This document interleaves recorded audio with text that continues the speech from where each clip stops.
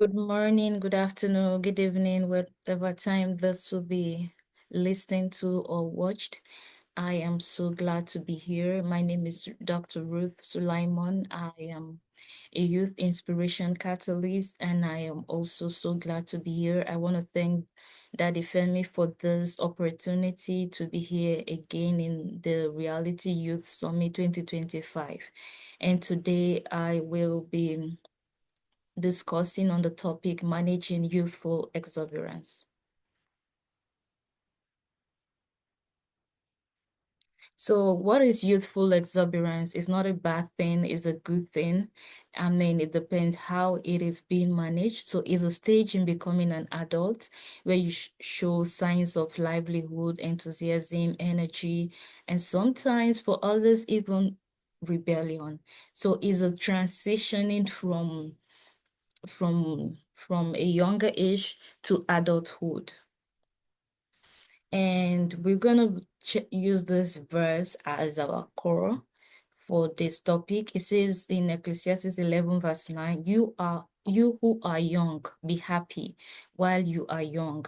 Let your heart give you joy in the days of your youth. Follow the ways of your heart and whatever your eyes see, but to know that for all these things, God will bring you into judgment.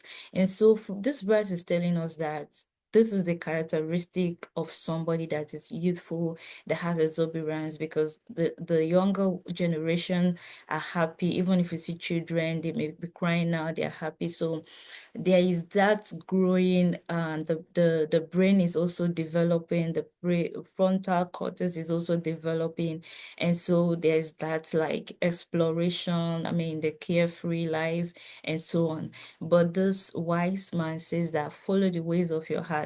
But at the end, know that God will bring you into judgment. So that is why this topic is very, very important for our generation today. So what are the signs of youthful exuberance? We can see recklessness, risk-taking. The younger generation, I mean, some of them do not count the cost, you mean, and they just take risks, as we can see from the picture here.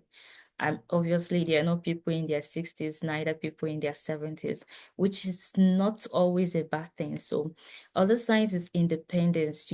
You don't want to be told what to do. You think you already know how to do it, what to do it. I mean, the older ones do not know what they are saying, and there's restlessness, and sometimes, as I mentioned earlier on, even rebellion. But if you do not take heed to what Ecclesiastes 11:9 said, it says that, but take heed that God will bring you into judgment. So if youthful exuberance is not managed, that's the period where we see youth trying what is trying smoking, trying hard drugs, which might lead to drug addiction, pregnancy, abortion, and just trying to show that they are in vogue. Like some of them do not have the money, they are not yet working, and their salary is not enough. But you see them wearing trending clothes, you see them going for every invitation. That's just because that's the youth in them. But it needs to be managed. It can even lead to death, it can lead to premarital sex and sickness and mental issue. In our generation, we're seeing a lot of young people that are having mental issue. So one of the ways to escape this is by managing the youthful exuberance. But like I said, youthful exuberance is not always a bad thing. It's the moment also, I mean, it's an energy you have, it's an enthusiasm you have, which if directed well will be great. So it can lead you to like innovate, it can lead you to be creative. You think about something, how can I solve this problem? How can I solve global problem? How can I solve local problem? It makes you like social services because you have the strength, you can help the community, you can do one work or the other, you can join your friends and say, okay, let's clean this environment, let's do this, let's go for evangelism, let's start a skill, because that energy is there. It makes you aspire to inspire. And I just want to give examples of social examples of people that, I mean, everyone that is old today they were once young, but some people just tailor that energy into making a difference. Mark Zuckerberg, that we know today, the founder of Facebook, he launched Facebook at the age of 19. I mean, he was thinking, how I can make people connect on social media, I can make it communication interesting. And so he came up with something. And so if we take that energy we do have now and tailor it to how can we make a difference, like Mark Zuckerberg, who knows, we might be the Mark Zuckerberg of our time or of the future. Elon Musk, at the age of 12, he built his first video game and sold it. Zuriel Oduwole is a Nigerian American filmmaker and girls' education advocate. At even age 12, she interviewed world-class leaders. So use this energy, use this exuberance in the right way, and the world will keep talking about you.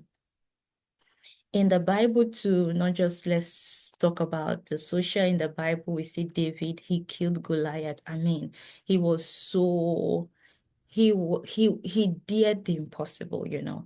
I can't imagine a small boy, a teenager, maybe like 17, seeing a huge person. And that's what youthful exuberance is. I mean, the as a youth, you don't fear anything, you know. So David tailored it and he depended on God.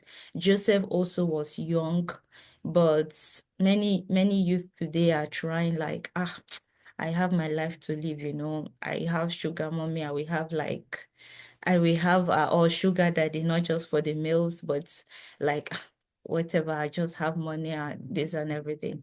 But the Bible gives us example of Joseph on how he resisted because he didn't allow his youth to be truncated, to be destroyed by the moment pleasure. And Mary too, we see that God, the Bible says that God used a certain virgin and she did not allow, they were all most likely maybe teenagers, youth. She didn't allow the moment, I mean, the enjoyment of the moment to make her not to be the chosen. So if we tailor this, our youthfulness, and use it in the best way, we will see that we'll do great things for God, great things for the community, great things for our world.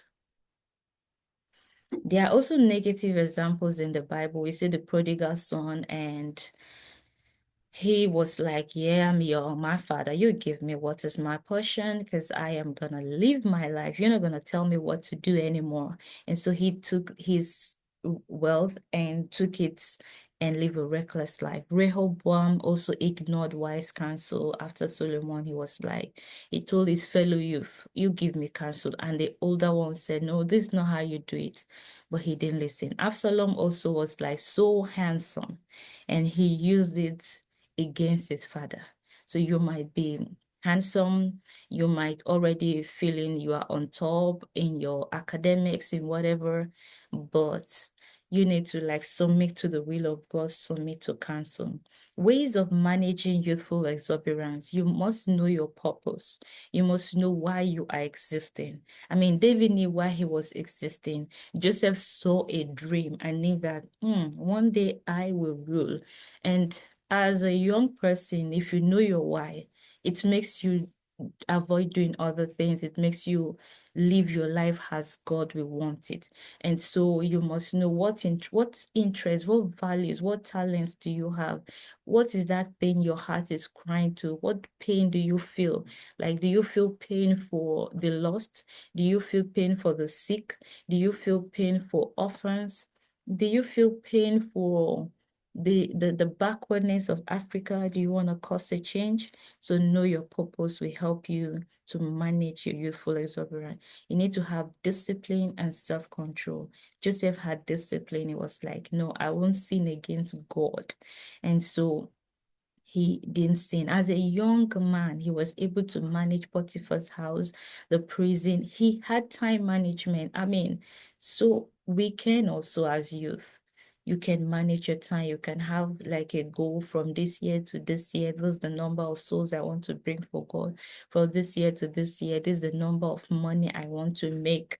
That, I mean, in the right way, from this year to this year, I want to help sponsor 10 kids to school, you know, and you must have mentors. Rehoboam ignored the mentors of the elders, and he ended up losing the kingdom. I mean, 10 kingdoms. He didn't have rule over 10 of the tribes of Israel. So you must have positive. I put positive because not every mentor, some mentors can say, do this, do that, and it may be wrong, you know. So you need to like filter them, know the right people you should lead, and you should have like education, lifelong learning. I mean, not because you finish school, you finish university, you keep learning, you keep researching, you keep asking questions, you keep exploring, you keep reading. Education should not just be about passing exam, but a tool to build your dream. So if you know your purpose, you keep reading in that field. Your faith values is very important as a child of God. Your spiritual morals, I mean, it must be high, because that's gonna be your anchor when temptation comes, when life storms come, when others that are even believers say, why are you taking Christianity serious? Why are you focusing on your purpose? Why are you focusing on this?